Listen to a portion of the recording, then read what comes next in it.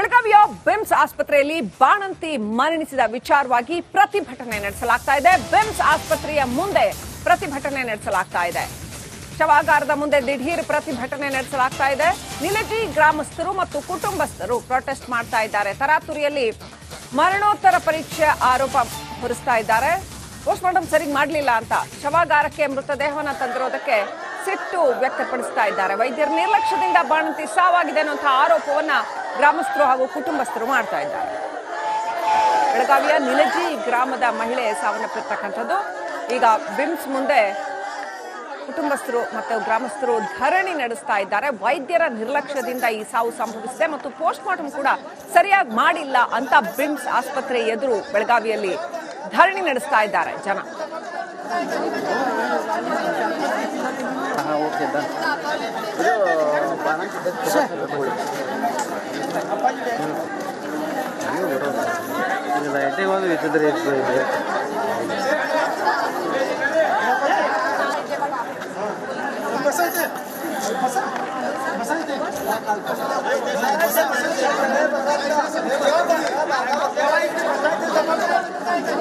Next update ಪಡ್ಕೊಳ್ಳೋಣ. ನಮ್ಮ ಬೆಳಗಾವಿ ಪ್ರತಿನಿಧಿ ಮೈಲಾರಿ ಪಟಾತ್ ಲೈವ್ ಕನೆಕ್ಟ್ ಆಗಿದ್ದಾರೆ. ಮೈಲಾರಿ, ಎಷ್ಟು ವರದಿ ಮಾಡಿದ್ರು ಕಳೆದ ತಿಂಗಳಿಂದ ನಿರಂತರವಾಗಿ ರಿಪಬ್ಲಿಕ್ ಕನ್ನಡ ವರದಿ ಮಾಡ್ತಾ ಇದೆ. ದಿನೇಶ್ ಗುಂಡೂರಾವ್ ಈ ಬಗ್ಗೆ ಮಾತಾಡಿದ್ರು, ಮುಖ್ಯಮಂತ್ರಿಗಳು ಮಾತಾಡಿದ್ರು, ಆದ್ರೆ ಬಾಣಂತಿಯರ ಸಾವು ಮಾತ್ರ ಹಾಗೆ ಮುಂದುವರೆದಿದೆ, ನಿಂತಿಲ್ಲ.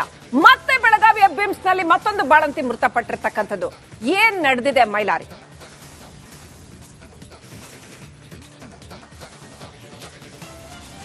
ಖಂಡಿತ ಶ್ರೀಲಕ್ಷ್ಮಿ, ಬೆಳಗಾವಿಯಲ್ಲಿ ಮತ್ತೋರ್ವ ಬಾಣಂತಿ ಸಾವನ್ನಪ್ಪಿದ್ದಾರೆ ಮತ್ತು ವೈದ್ಯರು ಸರಿಯಾಗಿ ಚಿಕಿತ್ಸೆಯನ್ನು ಕೊಟ್ಟಿಲ್ಲ ಅನ್ನೋ ಒಂದು ಕಾರಣಕ್ಕೆ ಬಾಣಂತಿ ಸಾವನ್ನಪ್ಪಿದ್ದಾರೆ ಅನ್ನೋ ನಿಟ್ಟಿನಲ್ಲಿ ಏಕಾಏಕಿ ಕುಟುಂಬಸ್ಥರು ಮತ್ತು ಗ್ರಾಮಸ್ಥರು ಬೃಹತ್ ಪ್ರತಿಭಟನೆಗೆ ಮುಂದಾಗಿರುವಂತಹ ದೃಶ್ಯದಲ್ಲಿ ಗಮನಿಸಬಹುದು. ಬೆಳಗಾವಿಯ ಬಿಮ್ಸ್ ಆಸ್ಪತ್ರೆಯ ಶವಾಗಾರದ ಮುಂದೆ ಏನು ಕುಟುಂಬಸ್ಥರು ಮತ್ತು ಗ್ರಾಮಸ್ಥರು ಪ್ರತಿಭಟನೆಯನ್ನ ಮಾಡ್ತಿದ್ದಾರೆ ಮತ್ತು ಕಣ್ಣೀರನ್ನ ಕೂಡ ಹಾಕ್ತಿರುವಂತದ್ದು.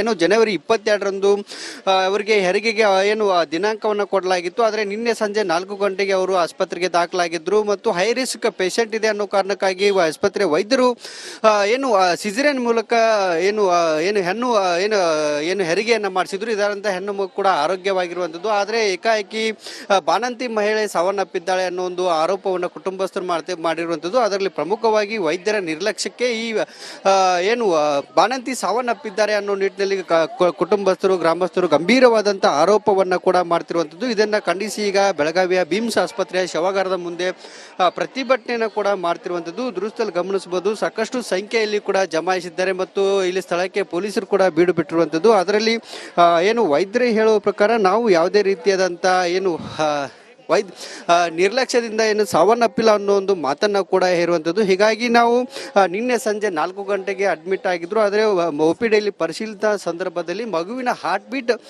ಕಡಿಮೆ ಆಗಿತ್ತು. ಹಾಗಾಗಿ ಅದೇ ಒಂದು ಕಾರಣಕ್ಕಾಗಿ ನಾವು 11:05ಕ್ಕೆ ಹೆರಿಗೆ ಮಾಡಿದ್ದೇವೆ ಮತ್ತು ಬೆಳಗ್ಗೆ 5ಕ್ಕೆ ಅಂಜನಿ ಅವರು ಸಾವನ್ನಪ್ಪಿದ್ದಾರೆ ಅನ್ನೋ ಒಂದು ಮಾತನ್ನ ಕೂಡ ಹೇಳಿದ್ರು. ಜೊತೆಗೆ ರಕ್ತ ಹೆಪ್ಪುಗಟ್ಟಿದೆ ಮತ್ತು ಉಸಿರಾಟದ ಸಮಸ್ಯೆ ಕೂಡ ಕಾಣಿಸಿಕೊಂಡಿತ್ತು. ಅಂಜಲಿ ಸಾವಿಗೆ ಅಮ್ನೆಟಿಕ್ ಮತ್ತು ಫ್ಲೂಯಿಡ್ ಎಂಬಾಲಿಸಿಸ್ ಎಂಬ ಒಂದು ರೋಗ ಕಾರಣ ಅನ್ನೊಂದು ಆರೋಪವನ್ನ ಕೂಡ ಮಾಡಿರುವಂತದ್ದು. ಸದ್ಯ ಮರಣೋತ್ತರ ಪರೀಕ್ಷೆಯನ್ನ ಮಾಡ್ತಿದ್ದಾರೆ. ಮರಣೋತ್ತರ ಪರೀಕ್ಷೆ ಬಗ್ಗೆ ನಮಗೆ ಅನುಮಾನ ಇದೆ ಮತ್ತು ವೈದ್ಯರು ಕೂಡ ಈಗಾಗಲೇ ನಮಗೆ ನಿರ್ಲಕ್ಷ್ಯದಿಂದ ಈ ಸಾವನ್ನಪ್ಪಿದೆ ಮತ್ತು ಸ್ಥಳಕ್ಕೆ ಈಗಾಗಲೇ ಮಹಿಳಾ ಮತ್ತು ಮಕ್ಕಳ ಕಲ್ಯಾಣ ಇಲಾಖೆ DD ಅವರು ಬಂದಿದ್ದಾರೆ.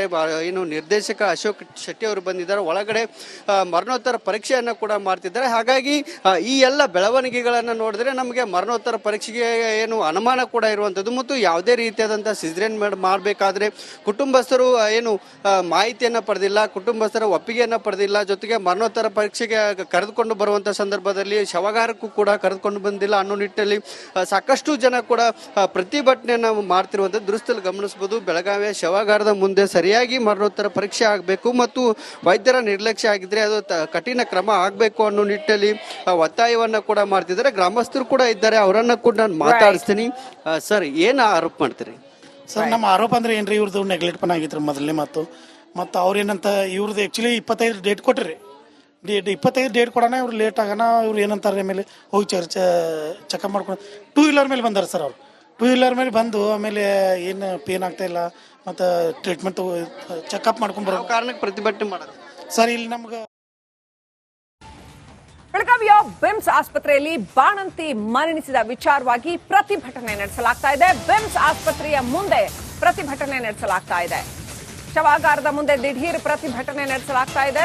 ನಿಲಜಿ ಗ್ರಾಮಸ್ಥರು ಮತ್ತು ಕುಟುಂಬಸ್ಥರು ಪ್ರೊಟೆಸ್ಟ್ ಮಾಡ್ತಾ ಇದ್ದಾರೆ. ತರಾತುರಿಯಲ್ಲಿ ಮರಣೋತ್ತರ ಪರೀಕ್ಷೆ ಆರೋಪ ಹೊರಿಸ್ತಾ ಇದ್ದಾರೆ.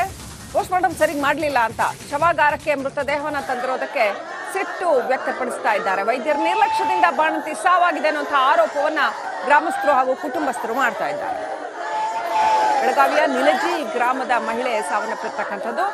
ಈಗ ಬಿಮ್ಸ್ ಮುಂದೆ ಕುಟುಂಬಸ್ಥರು ಮತ್ತು ಗ್ರಾಮಸ್ಥರು ಧರಣಿ ನಡೆಸ್ತಾ ಇದ್ದಾರೆ. ವೈದ್ಯರ ನಿರ್ಲಕ್ಷ್ಯದಿಂದ ಈ ಸಾವು ಸಂಭವಿಸಿದೆ ಮತ್ತು ಪೋಸ್ಟ್ಮಾರ್ಟಮ್ ಕೂಡ ಸರಿಯಾಗಿ ಮಾಡಿಲ್ಲ ಅಂತ ಬಿಮ್ಸ್ ಆಸ್ಪತ್ರೆ ಎದುರು ಬೆಳಗಾವಿಯಲ್ಲಿ ಧರಣಿ ನಡೆಸ್ತಾ ಇದ್ದಾರೆ ಜನ.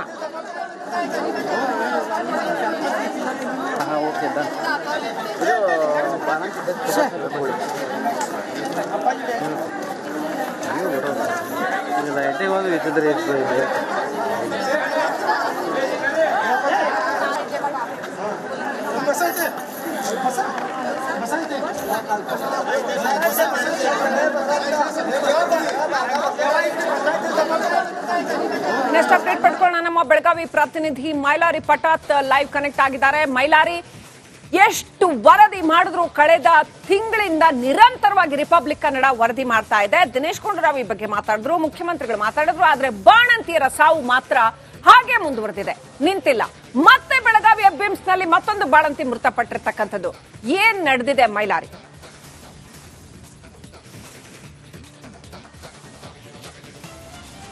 ಖಂಡಿತ ಶ್ರೀಲಕ್ಷ್ಮಿ, ಬೆಳಗಾವಿಯಲ್ಲಿ ಮತ್ತೋರ್ವ ಬಾಣಂತಿ ಸಾವನ್ನಪ್ಪಿದ್ದಾರೆ ಮತ್ತು ವೈದ್ಯರು ಸರಿಯಾಗಿ ಚಿಕಿತ್ಸೆಯನ್ನ ಕೊಟ್ಟಿಲ್ಲ ಅನ್ನೋ ಒಂದು ಕಾರಣಕ್ಕೆ ಬಾಣಂತಿ ಸಾವನ್ನಪ್ಪಿದ್ದಾರೆ ಅನ್ನೋ ನಿಟ್ಟಿನಲ್ಲಿ ಏಕಾಏಕಿ ಕುಟುಂಬಸ್ಥರು ಮತ್ತು ಗ್ರಾಮಸ್ಥರು ಬೃಹತ್ ಪ್ರತಿಭಟನೆಗೆ ಮುಂದಾಗಿರುವಂತಹ ದೃಶ್ಯದಲ್ಲಿ ಗಮನಿಸಬಹುದು. ಬೆಳಗಾವಿಯ ಬಿಮ್ಸ್ ಆಸ್ಪತ್ರೆಯ ಶವಾಗಾರದ ಮುಂದೆ ಏನು ಕುಟುಂಬಸ್ಥರು ಮತ್ತು ಗ್ರಾಮಸ್ಥರು ಪ್ರತಿಭಟನೆಯನ್ನ ಮಾಡ್ತಿದ್ದಾರೆ ಮತ್ತು ಕಣ್ಣೀರನ್ನ ಕೂಡ ಹಾಕ್ತಿರುವಂತದ್ದು. ಏನು ಜನವರಿ 22ರಂದು ಅವರಿಗೆ ಹೆರಿಗೆಗೆ ಏನು ದಿನಾಂಕವನ್ನು ಕೊಡಲಾಗಿತ್ತು. ಆದರೆ ನಿನ್ನೆ ಸಂಜೆ 4 ಗಂಟೆಗೆ ಅವರು ಆಸ್ಪತ್ರೆಗೆ ದಾಖಲಾಗಿದ್ರು ಮತ್ತು ಹೈ ರಿಸ್ಕ್ ಪೇಷಂಟ್ ಇದೆ ಅನ್ನೋ ಕಾರಣಕ್ಕಾಗಿ ಆಸ್ಪತ್ರೆ ವೈದ್ಯರು ಏನು ಸಿಜರಿಯನ್ ಮೂಲಕ ಏನು ಏನು ಹೆಣ್ಣು ಏನು ಹೆರಿಗೆಯನ್ನ ಮಾಡಿಸಿದ್ರು. ಇದರಂತ ಹೆಣ್ಣು ಮಗು ಕೂಡ ಆರೋಗ್ಯವಾಗಿರುವಂತದ್ದು. ಆದರೆ ಏಕಾಏಕಿ ಬಾಣಂತಿ ಮಹಿಳೆ ಸಾವನ್ನಪ್ಪಿದ್ದಾಳೆ ಅನ್ನೋ ಒಂದು ಆರೋಪವನ್ನು ಕುಟುಂಬಸ್ಥರು ಮಾಡಿರುವಂತದ್ದು. ಅದರಲ್ಲಿ ಪ್ರಮುಖವಾಗಿ ವೈದ್ಯರ ನಿರ್ಲಕ್ಷ್ಯಕ್ಕೆ ಈ ಏನು ಬಾಣಂತಿ ಸಾವನ್ನಪ್ಪಿದ್ದಾರೆ ಅನ್ನೋ ನಿಟ್ಟಿನಲ್ಲಿ ಕುಟುಂಬಸ್ಥರು ಗ್ರಾಮಸ್ಥರು ಗಂಭೀರವಾದಂತಹ ಆರೋಪವನ್ನ ಕೂಡ ಮಾಡ್ತಿರುವಂತದ್ದು. ಇದನ್ನ ಖಂಡಿಸಿ ಈಗ ಬೆಳಗಾವಿಯ ಬಿಮ್ಸ್ ಆಸ್ಪತ್ರೆಯ ಶವಾಗಾರದ ಮುಂದೆ ಪ್ರತಿಭಟನೆಯನ್ನು ಕೂಡ ಮಾಡ್ತಿರುವಂತದ್ದು ದೃಶ್ಯದಲ್ಲಿ ಗಮನಿಸಬಹುದು. ಸಾಕಷ್ಟು ಸಂಖ್ಯೆಯಲ್ಲಿ ಕೂಡ ಜಮಾಯಿಸಿದ್ದಾರೆ ಮತ್ತು ಇಲ್ಲಿ ಸ್ಥಳಕ್ಕೆ ಪೊಲೀಸರು ಕೂಡ ಬೀಡು ಬಿಟ್ಟಿರುವಂತದ್ದು. ಅದರಲ್ಲಿ ಏನು ವೈದ್ಯರು ಹೇಳುವ ಪ್ರಕಾರ ನಾವು ಯಾವುದೇ ರೀತಿಯಾದಂತ ಏನು ನಿರ್ಲಕ್ಷ್ಯದಿಂದ ಏನು ಸಾವನ್ನಪ್ಪಿಲ್ಲ ಅನ್ನೋ ಒಂದು ಮಾತನ್ನ ಕೂಡ ಹೇರುವಂಥದ್ದು. ಹೀಗಾಗಿ ನಾವು ನಿನ್ನೆ ಸಂಜೆ 4 ಗಂಟೆಗೆ ಅಡ್ಮಿಟ್ ಆಗಿದ್ರು. ಆದರೆ OPDಯಲ್ಲಿ ಪರಿಶೀಲಿಸಿದ ಸಂದರ್ಭದಲ್ಲಿ ಮಗುವಿನ ಹಾರ್ಟ್ ಬೀಟ್ ಕಡಿಮೆ ಆಗಿತ್ತು. ಹಾಗಾಗಿ ಅದೇ ಒಂದು ಕಾರಣಕ್ಕಾಗಿ ನಾವು 11:05ಕ್ಕೆ ಹೆರಿಗೆ ಮಾಡಿದ್ದೇವೆ ಮತ್ತು ಬೆಳಗ್ಗೆ 5ಕ್ಕೆ ಅಂಜನಿ ಅವರು ಸಾವನ್ನಪ್ಪಿದ್ದಾರೆ ಅನ್ನೋ ಒಂದು ಮಾತನ್ನ ಕೂಡ ಹೇಳಿದ್ರು. ಜೊತೆಗೆ ರಕ್ತ ಹೆಪ್ಪುಗಟ್ಟಿದೆ ಮತ್ತು ಉಸಿರಾಟದ ಸಮಸ್ಯೆ ಕೂಡ ಕಾಣಿಸಿಕೊಂಡಿತ್ತು. ಅಂಜಲಿ ಸಾವಿಗೆ ಅಮ್ನೆಟಿಕ್ ಮತ್ತು ಫ್ಲೂಯಿಡ್ ಎಂಬಾಲಿಸಿಸ್ ಎಂಬ ಒಂದು ರೋಗ ಕಾರಣ ಅನ್ನೋ ಒಂದು ಆರೋಪವನ್ನ ಕೂಡ ಮಾಡಿರುವಂತದ್ದು. ಸದ್ಯ ಮರಣೋತ್ತರ ಪರೀಕ್ಷೆಯನ್ನ ಮಾಡ್ತಿದ್ದಾರೆ. ಮರಣೋತ್ತರ ಪರೀಕ್ಷೆ ಬಗ್ಗೆ ನಮಗೆ ಅನುಮಾನ ಇದೆ ಮತ್ತು